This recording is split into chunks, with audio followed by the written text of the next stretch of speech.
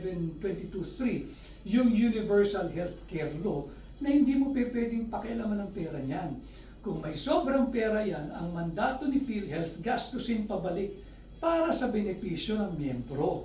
Hindi para gamitin pampondo ng mga unprogram appropriation.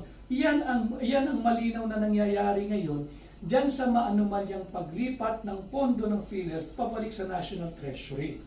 At the very least, that's technical malversation and that should be stopped. But the initial tranche that was returned to the government or transferred back to the National Treasury is 20 billion. At ngayong Agosto, last week or 2 weeks back, I think, another tranche of 10 billion. But kung meron ng kaso na nakabimbing sa Korte Suprema, decency dictates you observe prudence on the part of the executive or the national government. May kaso na eh.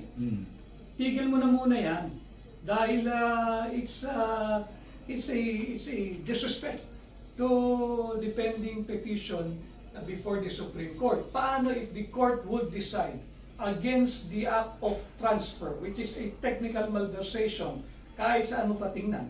Eh di anong papaliwanag mo, hindi na ho namin maibalik yung 30 billion pesos dahil nagamit na ng national government to fund the unprogrammed appropriations, yung mga pet project ng kongresista at senador.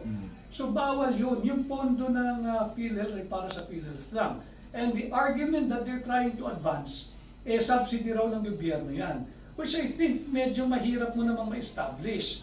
Once, how did they determine na yung 89.9 billion excess or surplus funds ay hindi galing sa pera ng direct contributors? Yung direct contributors, yung mga manggagawa, yung mga empleyado na walang magawa kundi kakaltasan ka tuwing payday. Kagaya ngayon, today is in most offices, payday ngayon eh. August 30. So payday ngayon, automatic ikakaltas yan. Nag-commingle na eh. Naghalo na yung pondo ng direct contributor at saka indirect contributor. Paano mo na